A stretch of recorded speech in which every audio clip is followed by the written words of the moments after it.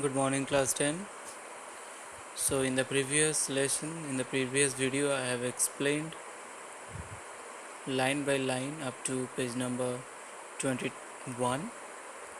Today, I will be explaining page number 22 and 23 line by line. So, let's read. Let's read out it. In life, every man has twin obligations. Obligations means commitment, a duty. Okay. Obligations to his family, to his parents, to his wife and children, and he has an obligations to his people, his community, his country. And in a civil and humane society, each man is able to fulfill those obligations according to his own inclinations and abilities. Inclinations means natural tendencies of behavior. Okay.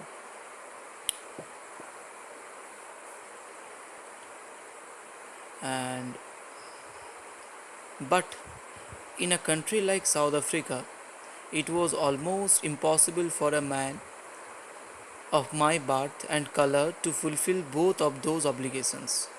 In South Africa, a man of color who attempted to live as a human being was punished and isolated.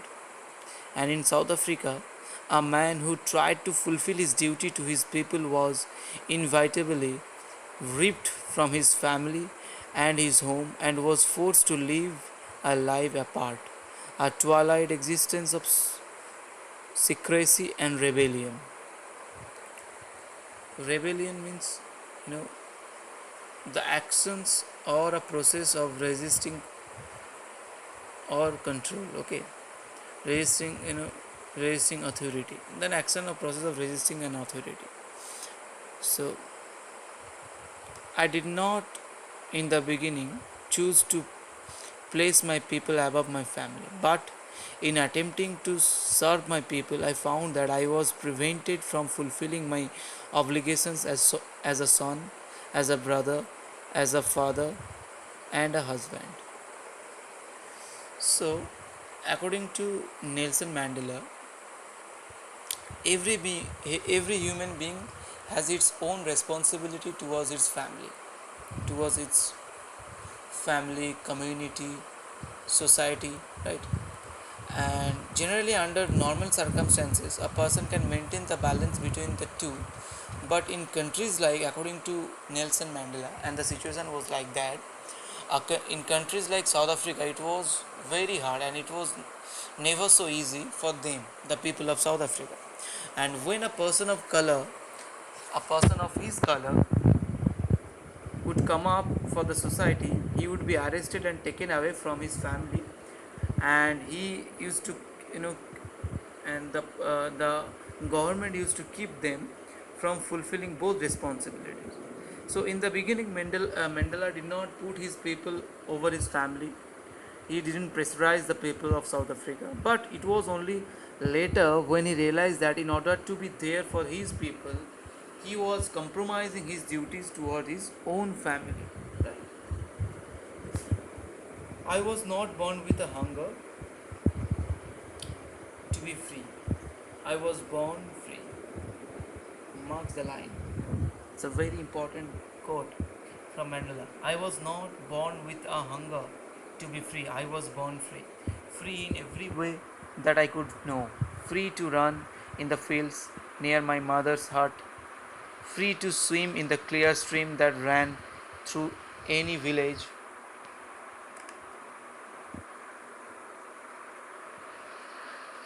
Free to roast mealies under the stars and ride the broad backs of slow moving bulls. As long as I obeyed my father and abided by the customs of my tribe, I was not troubled by the law of man or God. And it was only when I began to learn that my boyhood's freedom was an illusion, and when I discovered as a young man that my freedom had already been taken from me, that I began to hunger for it. At first, as a student, I wanted freedom only for myself, the transitory freedom of being able to stay out at night, read what I pleased, or go where I choose. And later, as a young man, as Johannesburg, I yearned for the basic and honorable freedom. You know, yearned means, you know, intense feeling, longing for something, right? I yearned for the basic and honorable freedom and achieving my potential of earning my keep, of marrying and having a family. The freedom not be obstructed in a lawful life. So here, the author didn't have the plan to stand against the apartheid system early in life when he was a child and is at the beginning of his career. But he lived his childhood like any normal child in South Africa, and he only had to follow the rules set up by his father or the customs of the tribe. And as soon as he grew up, and when he began to learn the facts that how people of color are treated, and then he decided to stand against it. And he had his urge for freedom from inside. You know, this urge was coming from inside, and earlier just for himself, and later for, and at the beginning it was for himself, but later on, you know, it was for everyone. And in Johannesburg, they had to struggle for having a peaceful marriage, family, a basic amenities, which everyone has access to every law and order to exist, right?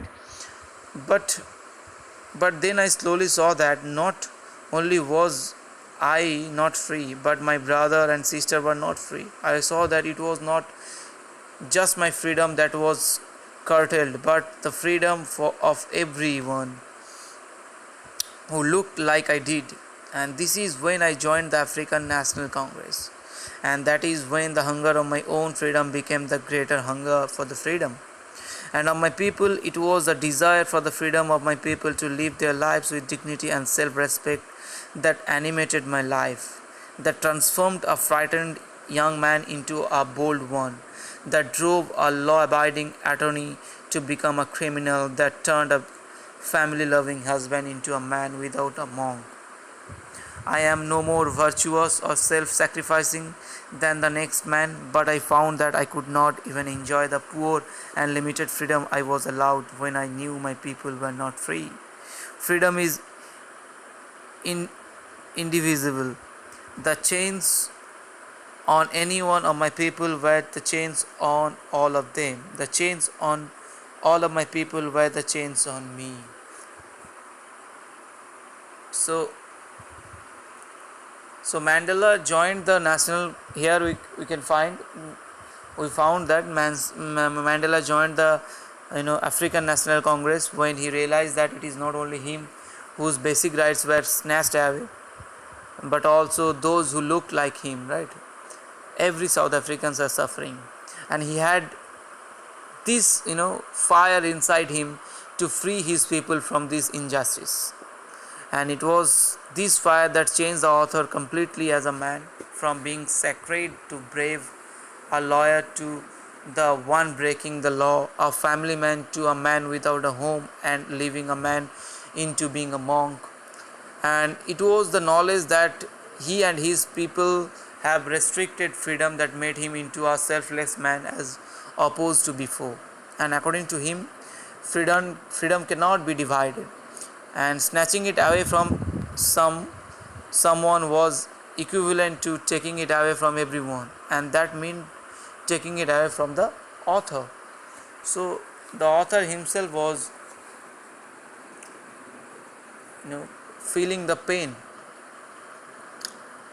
and I knew that the oppressor must be liberated just as surely as the oppressed. A man who takes away another man's freedom is a prisoner of hatred. He is locked behind the bars of prejudice and narrow-mindedness. I am not truly free. I am taking away someone else's freedom, just as surely as I am not free when my freedom is taken from me. the oppressed and the oppressor alike are robbed of their humanity. So this is the last part of the text. So he mentioned that the need to free the oppressor is as high as that of the oppressed, because the oppressor is bounded by the shackles of hatred, and he has the weight of all the people who has tormented, and he carries the curse of all their families.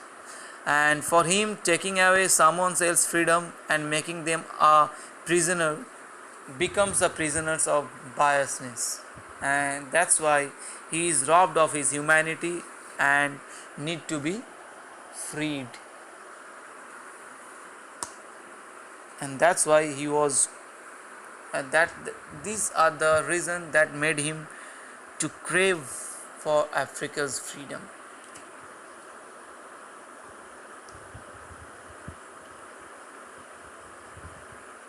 So here the oral comprehensions are there. What to here the some questions are there. You can see.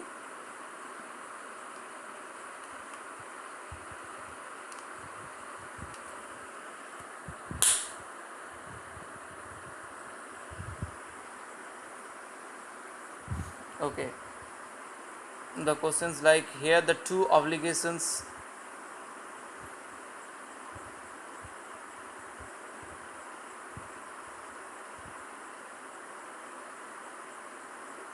Here, sorry. What twine obligation does Mandela mention?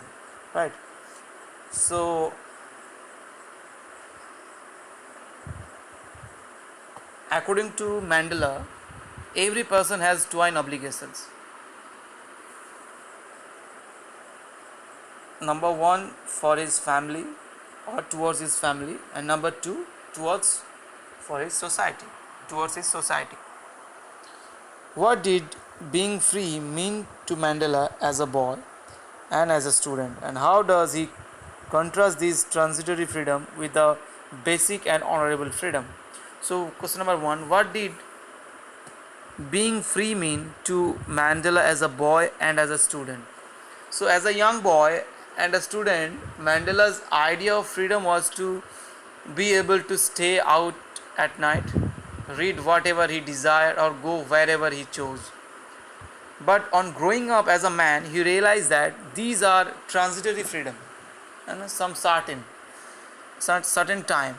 But he was looking for, because their basic and honorable freedoms had been taken away, and there was no liberty to have a peaceful marriage, family life, and these dark-skinned people were deprived of their fundamental human rights, and for them freedom was an illusion.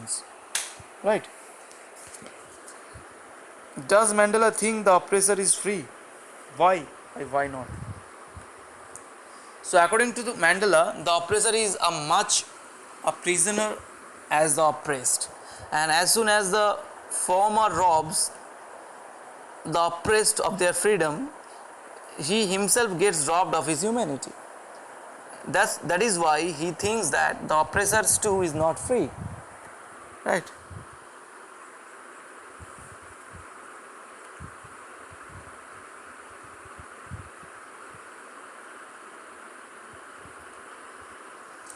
So this is the text.